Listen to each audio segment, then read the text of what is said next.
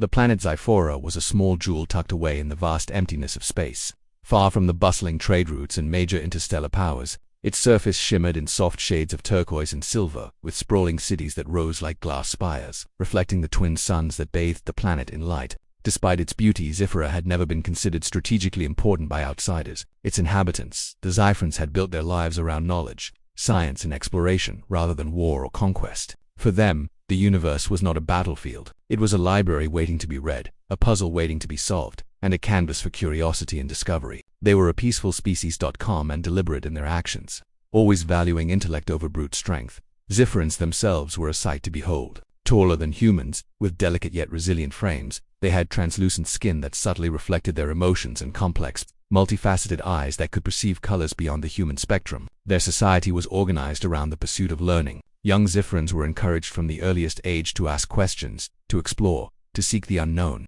Entire cities were built as hubs of research and innovation, and the concept of war or violence was almost alien to their culture. Stories of old conflicts existed only in dusty historical archives, far removed from the daily life of the average citizen. For generations, Zyphrans had lived in a bubble of intellectual serenity, confident that their planet's isolation and their peaceful ways would keep them safe.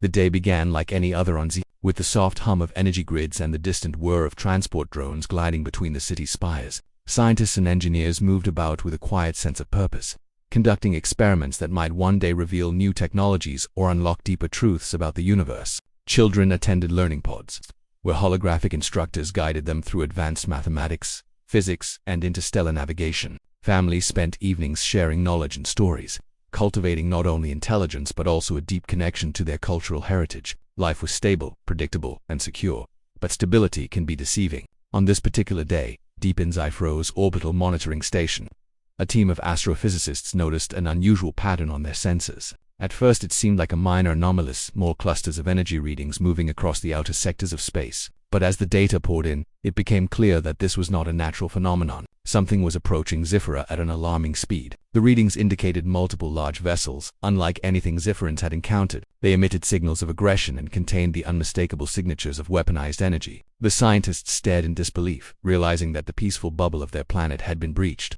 Panic did not set in immediately, as panic was not their way. Instead, the room filled with tense calculation, rapid communication, and a flurry of attempts to understand the situation before it escalated. The leaders of Zyphora convened an emergency council. These were individuals who had spent their lives shaping the planet's policies around knowledge, exploration, and diplomacy. They had never faced an imminent threat, and the weight of this reality pressed heavily upon them. The council deliberated for hours, analyzing the incoming data, weighing options, and considering the unimaginable. For the first time in their history, Zyphora might face a threat beyond anything they had the power to repel. While fear flickered in their hearts, it was accompanied by a sense of resolve. They understood that inaction could mean total annihilation. With no local defenses strong enough to confront such a force, the council made a bold decision. Zyphora would reach out to the wider galaxy for assistance. Sending an SOS was a risky move. The universe was vast and their signal could reach anyone nor no one at all. They had no allies in the traditional sense, as their interactions with other civilizations had been limited and largely scientific. But they had no choice. Sending the distress call was their only hope. The SOS was crafted carefully, detailing the planet's situation, the nature of the approaching threat, and an urgent plea for immediate assistance. It was sent into deep space, traveling faster than the speed of light, aimed at any capable and willing recipients. The Zyphrans watched anxiously as the signal dispersed into the void. They knew that the likelihood of a timely response was slim, but hope is a powerful thing, and it carried them through those long, tense moments. They also realized that their peaceful existence might have left them unprepared for what was to come. Their cities, designed for intellect and culture, were not built to withstand bombardment. Their people were not trained for combat, and their technology, while advanced in research, was limited in weaponry. The planet's natural defenses, strong against environmental hazards but not against hostile fleets, would offer little protection if the marauders arrived before help. As hours passed, the Zyphrans engaged in meticulous preparation. Laboratories were converted into emergency command centers.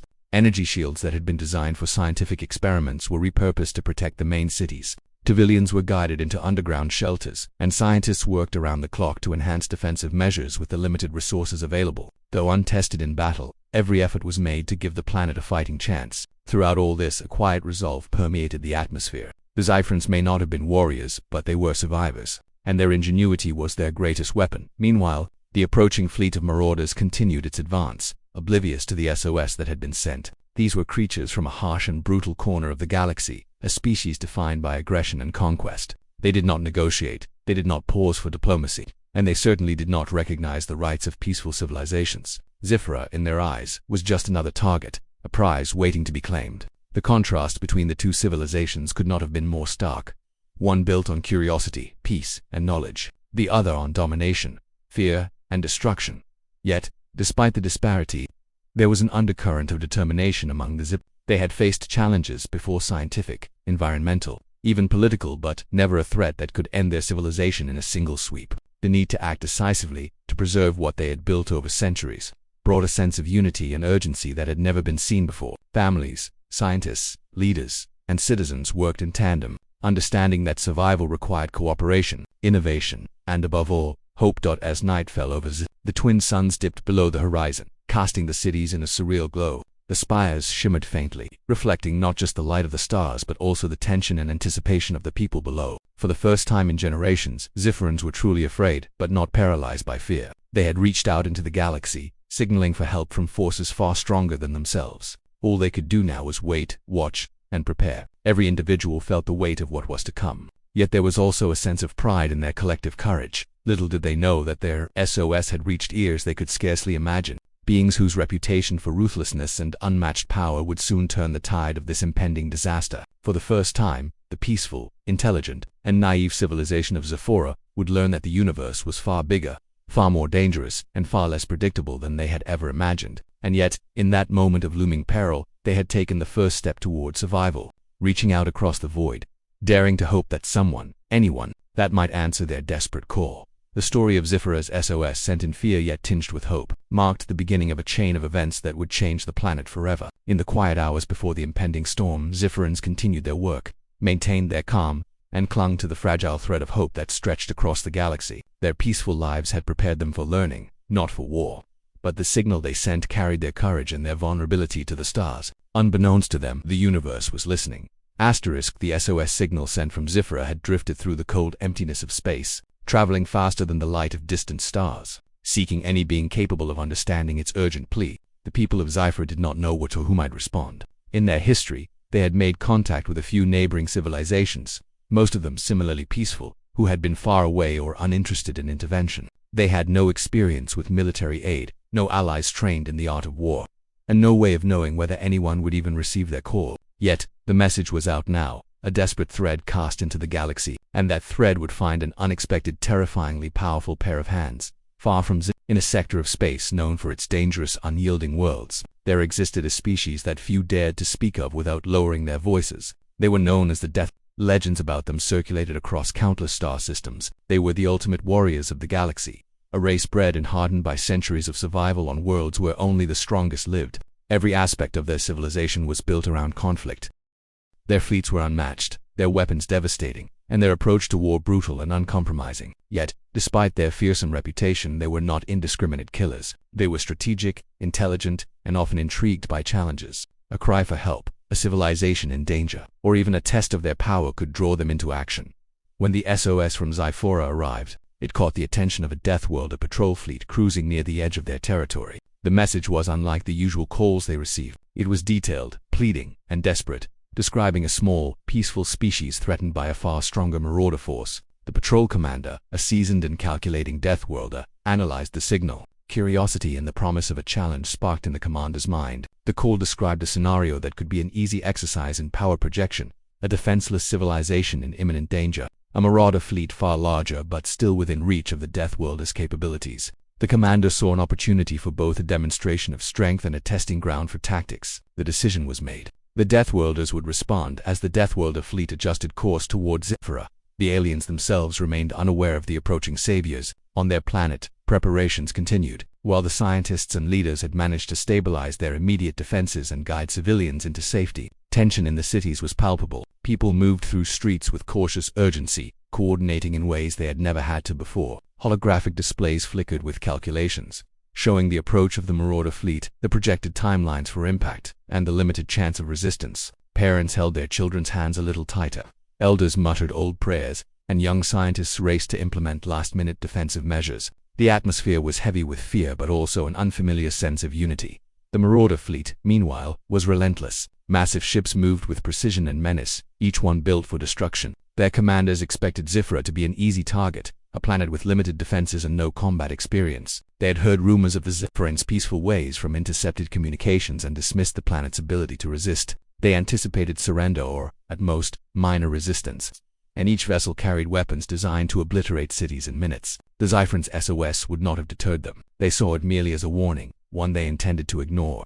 Inside Zifra's command centers, scientists and leaders monitored the Marauder fleet's advance. Every calculation, every strategy, was limited by the fact that the Zifrans had no real weapons capable of inflicting meaningful damage. Their energy shields were barely tested, their orbital defense turrets were designed more for research purposes than combat, and their fleet of small exploratory vessels would stand no chance against the Marauders' massive warships. The stark reality settled over the Council like a cold shadow. If no aid arrived soon, Zifra could face total devastation. Every citizen understood this, even if unspoken, and the sense of urgency deepened hours passed, and the distance between Zifra and the Marauder fleet shrank with alarming speed. Panic began to creep into conversations, though never openly. Zifrans were taught to act logically, even under stress. But logic offered little comfort when survival itself was uncertain. Children asked questions their parents could not answer. Engineers tinkered frantically, trying to adapt scientific tools for defense. Even the leaders, usually calm and measured, felt the weight of responsibility crushing down. Their decisions could mean life or death for millions. And yet, through it all, there remained a faint, fragile thread of hope that someone, somewhere, would answer the SOS. And then, the Deathworlders arrived. At first, they were invisible, detected only by subtle energy readings far beyond the capability of Zifra's senses. Their fleet was enormous, larger than anything the Zifrans had imagined. And their ships were built with intimidating, angular designs that radiated lethal intent. Every vessel emitted energy signatures that spoke of devastating weaponry, shields that could withstand planet-level bombardment, and propulsion systems capable of extreme speed and maneuverability. The Zifrans, observing these readings, felt a mixture of awe, fear, and disbelief. Help had arrived, but it was not the kind of help they had envisioned. The Deathworlder fleet did not slow or hesitate. Their approach was calculated, precise, and unmistakably aggressive in appearance, though not toward Zifra itself. They swept past the sensors, forming a line of battle against the Marauders. The Marauders, thinking the Deathworlders were just another enemy fleet, moved to intercept. They did not know the scale of what they were about to face. In moments, the space around Zifra became a scene of cosmic tension. Two forces, both far beyond the Zifrans' ability to fully comprehend, were on a collision course. From Zifra's perspective, what happened next was both terrifying and miraculous. The Deathworlders engaged the Marauders with full force. The first attacks were sudden, precise, and overwhelming. Marauder ships were destroyed almost instantly, vaporized by beams of concentrated energy that cut through armor like paper. Explosions lit up space, throwing debris across the void. Zifrans watched on their monitors, unable to look away, hearts pounding in terror and relief. They had called for help, and it had arrived, but in a way that was almost too intense, almost too powerful to comprehend. Despite the chaos, the Zifrans' fear was tinged with gratitude. The Deathworlders were not there to negotiate or reason. They were there to ensure the survival of Zifra by eliminating the threat completely. Their tactics were brutal but effective. For the first time, Zifrans witnessed true military power fleets moving as one, weapons that could obliterate entire vessels in a single strike, and coordination beyond anything their peaceful civilization had ever conceived. It was a horrifying spectacle, but one that promised salvation during this time. The leaders of Zifra tried to communicate with the Death. They sent signals of gratitude and attempted to explain their limited capacity to contribute to the battle.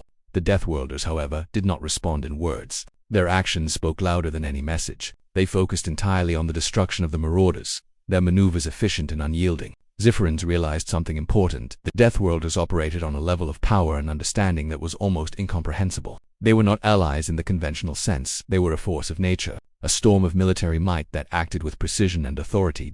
As the battle unfolded, Zifrans began to grasp the scale of the difference between themselves and the Deathworlders. They were peaceful scientists and scholars, living in cities designed for knowledge, not war. The Deathworlders were survivors and warriors, bred for battle on some of the most hostile worlds imaginable. This understanding did not diminish their relief, but it added a sobering realization. If the Deathworlders had not arrived, Zifra would likely have been destroyed before the Marauders even set foot on the planet. Their survival was not due to their own strength, but to the intervention of a terrifyingly powerful civilization that did not share their ethics or way of life. The Zifrans continued to monitor the conflict with a mixture of awe, fear, and hope.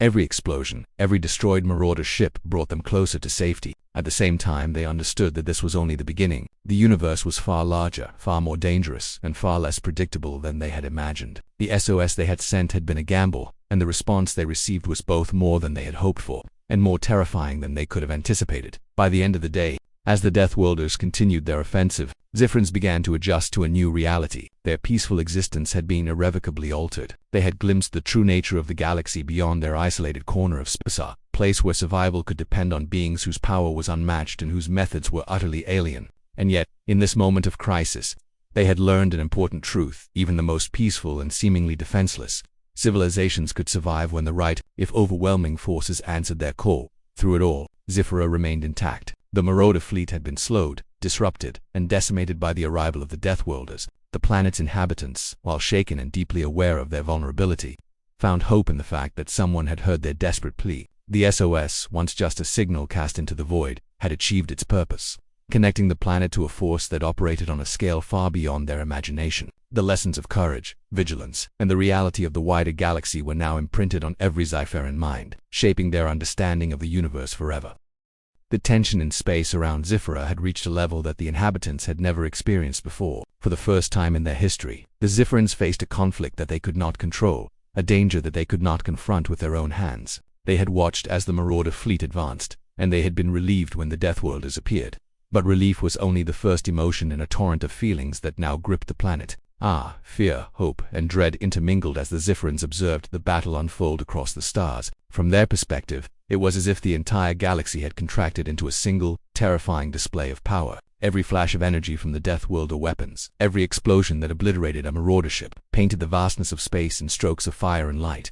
The Deathworlders wasted no time. Their fleet moved with lethal precision, coordinating attacks on multiple targets simultaneously. The Marauders, who had assumed that Zifra's defenses would be the only obstacle, suddenly found themselves under a relentless onslaught from a force they could not have anticipated. Entire squadrons were disintegrated before they could respond. Energy shields, powerful and sophisticated, protected the Deathworlders' vessels, allowing them to strike without fear of reprisal. Each attack was calculated, every movement purposeful. For the Zifrans watching through their monitoring stations, it was overwhelming. The scale of destruction was beyond comprehension. Yet within that devastation lay the promise of survival. The Marauders, initially confident, began to realize that they had underestimated the situation. Reports from their commanders indicated heavy losses. Ships that should have been able to withstand the Deathworlders' weapons were vaporized almost instantly. Communications broke down in chaos as fleets tried to reorganize under continuous assault. Panic spread among the Marauder ranks, a sensation they were unaccustomed to experiencing. They were a species that thrived on intimidation and aggression, yet now they faced an enemy whose efficiency and brutality matched,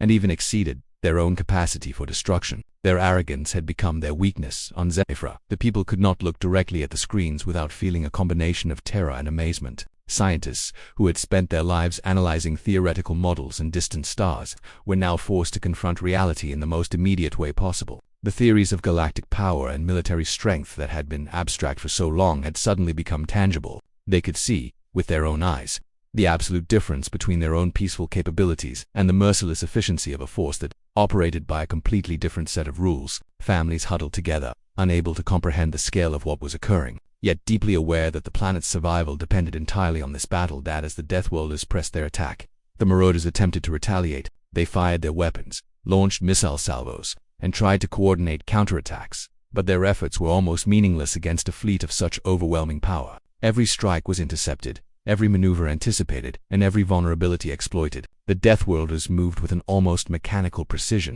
yet there was intelligence in every decision, a tactical understanding that allowed them to maximize damage while minimizing exposure to risk. The battle became a blur of light, fire, and movement, a cosmic dance of destruction that left Zifra itself untouched but hanging on the edge of awe-inspired terror amidst the chaos. Zifran leaders struggled to maintain a semblance of order. Emergency broadcasts were sent to all cities, informing citizens of the current situation and instructing them to remain in shelters. It was a strange experience for the people, to watch their planet's fate decided by beings they had never met, whose motives and methods were entirely alien. There was no way to intervene, no way to influence the outcome directly. All they could do was observe, to hope that the overwhelming force fighting in their defense would succeed. And as the minutes stretched into hours, hope became a fragile lifeline, one that had to be maintained even in the face of destruction. Unfolding light years above their heads, the Deathworlder strategy was meticulous. They did not simply attack randomly or rely on brute force alone. They analyzed the Marauders' formations, identified command ships, and targeted critical nodes that would destabilize the enemy fleet. In doing so, they ensured maximum efficiency, reducing the number of shots required to neutralize each threat. Marauder ships were eliminated in clusters, entire fleets collapsing like dominoes under the onslaught. Explosions lit the void in flashes that could be seen even from Zifra's surface, a stark reminder of the scale of the engagement. Every destroyed ship sent debris spinning through space, some fragments burning as they entered the atmosphere of nearby moons or asteroids. To the Zifrans, the scene was simultaneously terrifying and mesmerizing, a vivid display of raw, unstoppable force. Even as the Deathworlders decimated the Marauder fleet, there were moments when the Zifrans could glimpse the chaos of strategy, the intricate maneuvers that defined modern interstellar combat. Marauder ships attempted to regroup, to protect one another, to create shields around their weaker vessels, but the Deathworlders anticipated each movement. They flanked, surrounded, and struck with precision that seemed almost supernatural. Observers could only marvel at the efficiency. What might have taken centuries for civilizations less advanced in combat to understand was laid bare in front of them. It was an education in power and tactics, one that left the Zifrans both impressed and deeply shaken. The physical space around Zifra became a battlefield in every sense of the word. Energy beams streaked through the void, colliding with enemy hulls and creating massive explosions. Fragments of destroyed ships collided with one another, creating secondary detonations and shockwaves that rippled across space. The roar of destruction, while not audible on the planet itself, was felt in the energy readings, in the trembling of orbital monitoring arrays, and in the sense of immediacy that gripped everyone watching. It was a reminder that the universe was vast, and that even a peaceful planet like Zifra was not immune to its dangers. Amid this turmoil, the Zifrans' understanding of survival began to shift. They had always believed that knowledge and diplomacy were sufficient for their existence, that intelligence and reason could protect them from harm. Now they realized that in a galaxy filled with predatory species, survival often depended on forces far stronger and far less moral than oneself. Their lives, their cities, and their civilization were preserved not by their own power, but by an intervention that they could neither control nor fully understand. The Deathworlders were saviors in the most brutal sense. They ensured survival through overwhelming force, not negotiation or empathy. Throughout the critical moments of the battle, Zifrans also noticed something else.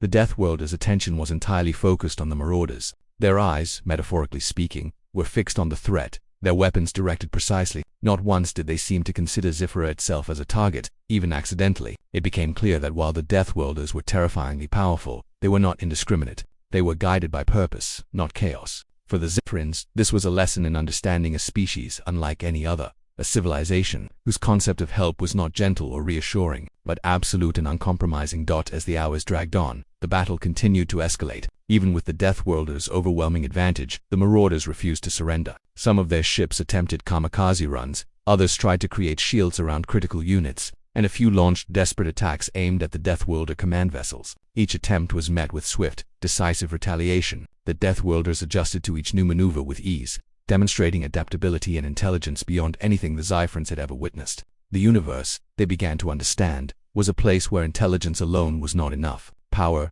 strategy, and decisiveness often determined outcomes in ways they had never experienced in their peaceful lives. In the midst of all this, the people of Zifra held their breath. Children who had spent their entire lives in a world of calm curiosity clung to their parents. Adults moved between shelters and command centers, watching the chaos unfold and hoping for the destruction of the Marauders. Every explosion that lit the void was a double-edged sword, terrifying in its immediacy, but promising salvation in its outcome. The tension was unbearable, yet the rhythm of hope and fear continued, binding the planet together in a shared experience unlike any in their history.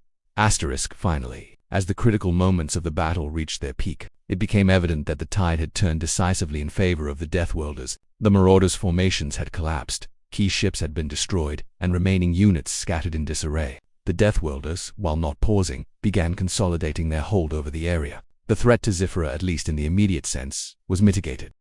Observers on the planet felt a collective exhale, the first real moment of relief since the SOS had been sent. It was not the end of danger, nor the end of awe, but it marked the turning point in the struggle for the planet's survival.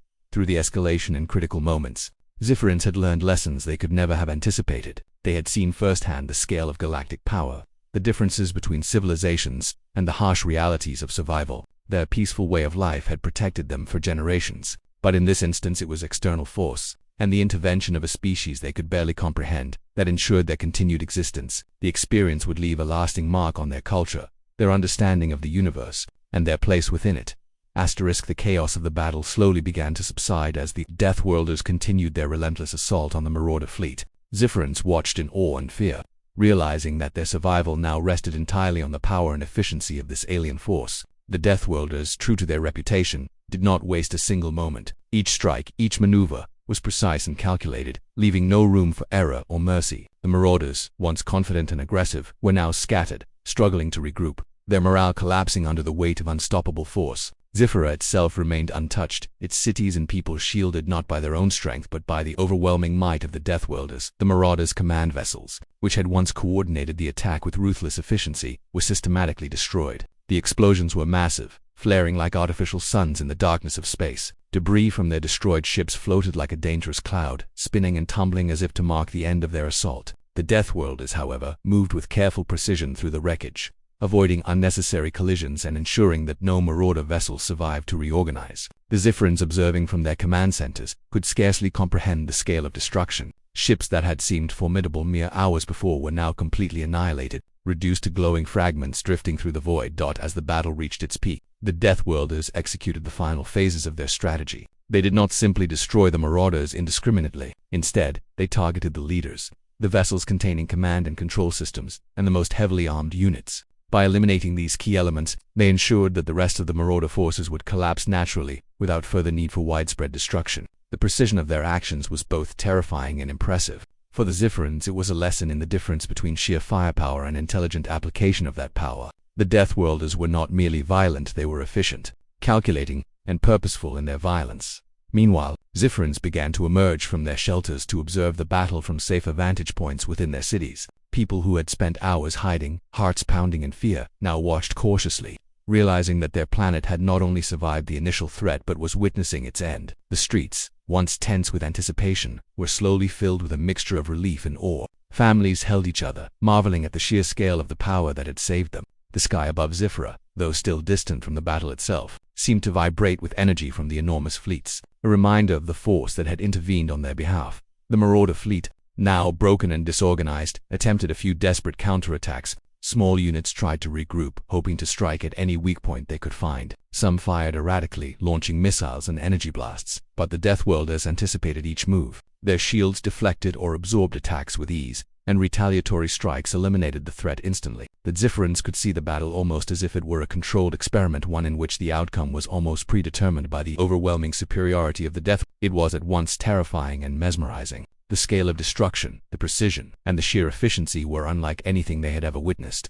Throughout this time, Zifferan leaders remained in constant communication with their people. Emergency broadcasts provided updates, explained safe areas, and instructed citizens to remain calm and patient. While fear was still present, a sense of hope began to permeate the population. People realized that survival, once uncertain, was now within reach. They had been saved not by their own power or cunning, but by the intervention of an external force whose capabilities dwarfed anything they had known. The experience would forever change how the Zifferans viewed the universe and their place within it. As the final Marauder ships were destroyed, the Deathworlders began to consolidate their presence in the area. They did not linger unnecessarily. Their objective had been achieved. The Marauder threat was neutralized, and Zifra was safe. The planet itself had not been harmed, though the battle had transformed the surrounding space into a field of debris and wreckage, a stark visual record of the confrontation. For the Zifferans, this was a turning point. The immediate danger was over, and they could begin to process what had just occurred. They had survived a threat that would have been insurmountable without external intervention,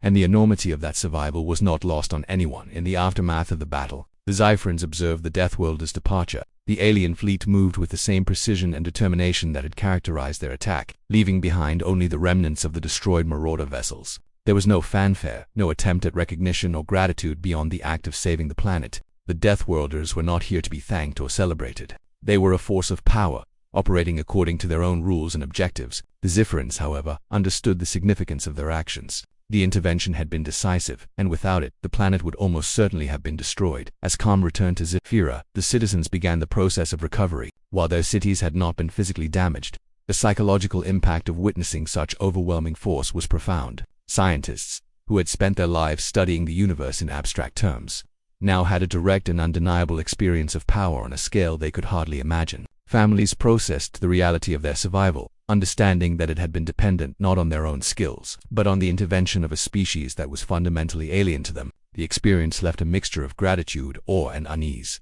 Leaders convened once again, reflecting on what had occurred and planning the next steps. While the immediate threat was gone, the battle had exposed vulnerabilities that could not be ignored. The planet's defenses, though never designed for combat, would need to be re-evaluated. Emergency protocols, shelters, and monitoring systems would be strengthened. Zifra's approach to interstellar relations would also change, recognizing that the galaxy was far larger and far more dangerous than previously imagined. The survival of the planet was now a lesson in humility, reminding the Zyphrans that knowledge and peace were not always sufficient to ensure safety. The Zyphrans also began to consider the Deathworlders themselves. Though terrifying in appearance and method, they had acted decisively to neutralize the threat. There was a recognition that the Deathworlders operated by a code that was entirely foreign to Zifra, a code based on strength, efficiency, and survival rather than diplomacy or morality. The intervention was brutal but effective, and the Zifrans could only hope that such assistance might be available again if the need arose. They realized that the universe was filled with forces that could either protect or destroy, often with little regard for ethics or understanding. Meanwhile, the debris of the battle drifted through the sector of space surrounding Zifra. Shattered hulls, fragments of destroyed marauder ships, and the remnants of energy weapons created a field that was both dangerous and awe-inspiring. Scientists studied the wreckage, hoping to learn what they could from the engagement without fully comprehending the scale of power involved. For the average citizen, it was a stark reminder of what had been narrowly avoided. The visual record of destruction served as a constant reminder of the threat that had once loomed over their planet, and of the incredible force that had intervened to prevent disaster that as hours turned into days. Zifra returned to a semblance of normal life, though nothing would ever be truly the same. Schools resumed, scientists returned to their experiments, and daily routines began to reassert themselves. Yet the memory of the battle and the overwhelming power that had saved them remained vivid in the minds of all. It became a story told in hushed tones, a lesson in the scale and unpredictability of the universe, and a warning of what could happen when peace met the harsh realities of cosmic existence. And then, the resolution of the battle left the Zyphrans with a complex mix of emotions. Relief was the first and most immediate feeling. They had survived, and their planet was safe. Gratitude followed, though it was tempered by the recognition that their survival had been dependent on a species whose methods were terrifying, and whose power was incomprehensible. Wonder and fear lingered in equal measure. The planet had been spared, but the experience had left an indelible mark on the collective consciousness of the Zif. They now understood that survival in the universe could require intervention by forces beyond imagination, and that the balance between peace and danger was far more fragile than they had ever realized. The Deathworlders' decisive action had not only ended the immediate threat, but it also established a precedent. Zifra had seen firsthand the scale of force that could intervene in galactic conflicts, and the planet's leaders began to consider what such a presence meant for the future. Relationships with other civilizations, strategies for defense, and even cultural attitudes toward power and violence would all be influenced by this encounter. For the first time, the Zifrans recognized that their peaceful existence was not an absolute guarantee of safety, and that understanding the universe now required acknowledging the raw, sometimes brutal forces that operated beyond their borders. Through the chaos, the destruction, and the ultimate triumph, Zifra emerged intact. The immediate danger had passed, and the planet could begin the long process of reflection and rebuilding. While nothing could erase the memory of the battle, it provided a clear lesson. Survival could be granted, but it often came at the cost of witnessing power so immense that it reshaped the understanding of reality itself. Zifra had been saved not by its own strength, but by the intervention of a force that acted with terrifying decisiveness, ensuring that the planet's story would continue for generations to come. The battle was over. The Marauders had been destroyed, the Deathworlders had departed, and the planet of Zifra now stood in quiet, almost fragile relief. For the Zyphrans, however, this relief was only the beginning of a long, complicated process of reflection. They had survived an attack that would have destroyed them if left unchecked. But survival alone was not enough to fully comprehend what had just happened. The events had left deep impressions on every aspect of Zifran life, from culture and politics to personal belief and identity. Their understanding of the universe, their place within it, and the fragile nature of their peace had all been irreversibly altered in the immediate aftermath. The first focus was on recovery. Although the Marauders had not reached the planet itself, the psychological impact on the Zyphrans was profound. Many had spent hours in shelters, tense and frightened, with little knowledge of the scale of the battle taking place overhead. The soundless flashes of distant energy beams and explosions on their monitoring arrays had been enough to convey the unimaginable magnitude of the conflict. Families emerged from underground facilities, blinking at the sky and feeling the weight of relief and disbelief. Children who had been frightened by alarms and shelter protocols now walked with their parents through streets that felt both familiar and alien, aware that the planet they had always known had come close to annihilation. Scientists and engineers returned to their work, but their focus had changed. Previously, their experiments had revolved around knowledge for knowledge's sake. seeking understanding of the cosmos in theoretical terms. Now, the universe felt different. It was no longer a distant place of curiosity.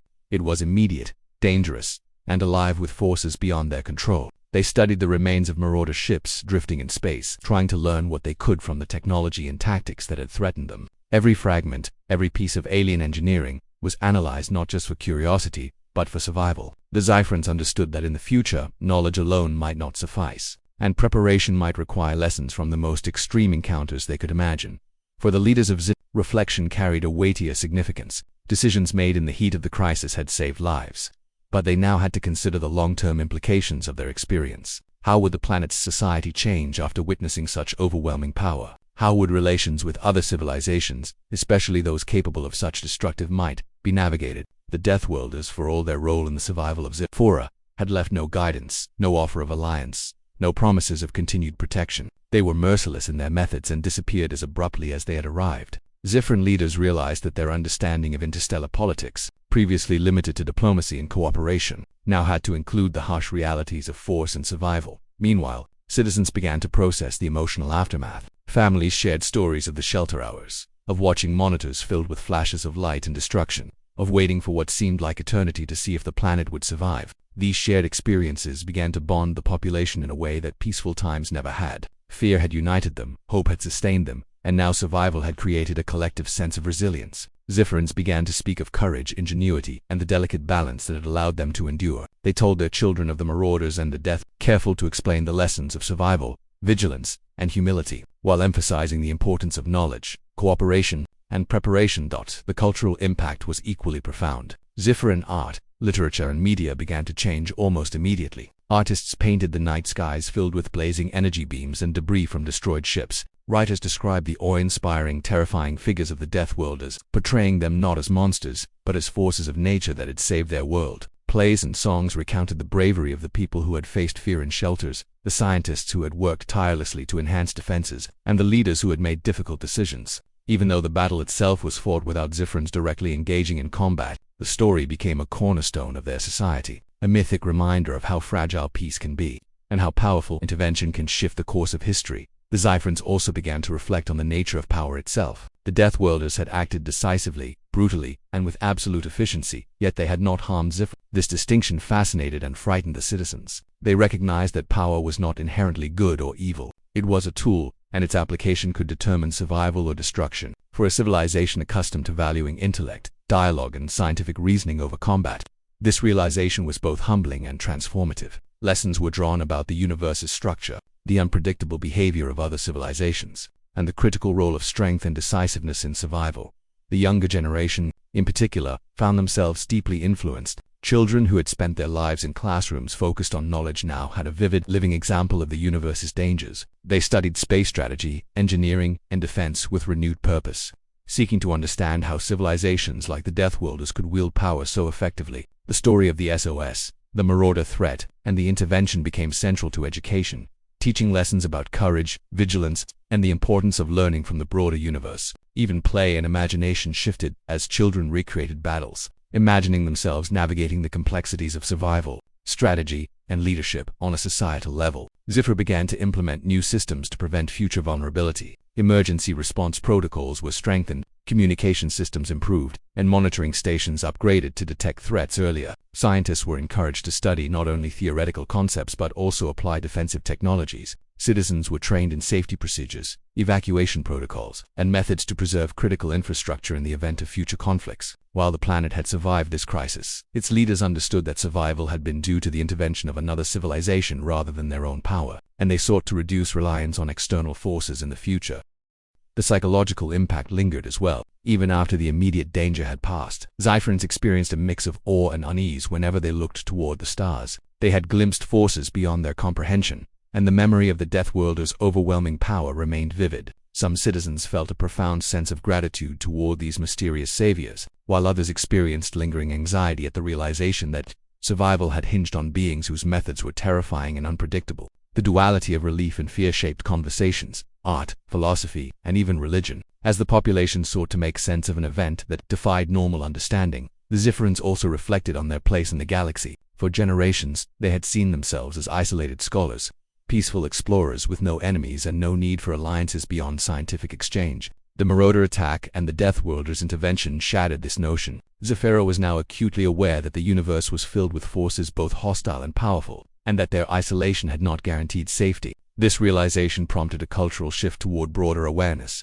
interstellar observation, and a cautious approach to contact with other civilizations. While their society remained committed to knowledge and peace, it now understood that these ideals had to be balanced with vigilance and preparation.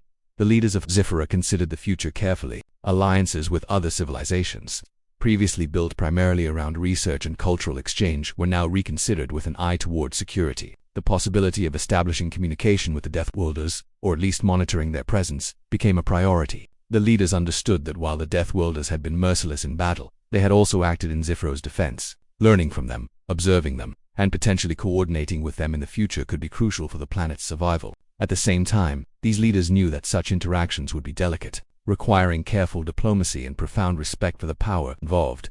The planet's scientists also began to ask questions that went beyond immediate defense. What motivated the Deathworlders to intervene? How did their culture, technology, and experience shape their decisions? Could lessons be adapted for Zephyra's benefit without imitating their aggression? These questions sparked research, debate, and discussion throughout the academic community. The answers were neither simple nor fully attainable, but the process itself transformed Zephyran science and philosophy. Knowledge was no longer abstract. It was practical, urgent, and essential to survival. In the weeks and months following the battle, Zephyra slowly returned to a semblance of normal life. Markets reopened, children returned to schools, and daily routines resumed. Yet the events of the conflict had permanently altered their collective consciousness. People moved with a renewed awareness of the fragility of peace and the unpredictability of the universe. Conversations frequently returned to the battle, the Marauders and the Deathworlders serving as both cautionary tales and lessons in resilience. Families, educators, and leaders alike used the experience to cultivate a stronger, more aware, and more vigilant society.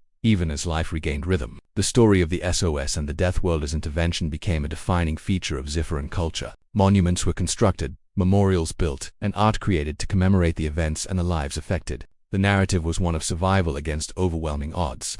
Aided by a force that operated on principles entirely foreign to Zephyra, it reminded the planet's inhabitants that the universe was vast, powerful, and often unpredictable, but that courage, preparation, and even a measure of hope could tip the balance between destruction and survival. Ultimately, the aftermath and reflection revealed a civilization forever changed. Zephyra had survived a near-apocalyptic threat, thanks to the intervention of a species that was simultaneously terrifying and awe-inspiring. The planet's people had witnessed raw, unparalleled power in action, and they had learned lessons that would shape generations to come. Knowledge, strategy, vigilance, and preparation became central to Zephyran identity. The experience taught them that peace was fragile, survival uncertain, and that the universe was a place of both wonder and danger. Zephrans understood that their history had entered a new chapter. They had survived, not through their own might, but through the intervention of an external force. The memory of that intervention, the lessons learned from the battle, and the knowledge of what lay beyond their world would guide them forever. The SOS that had once been a desperate cry for help had succeeded,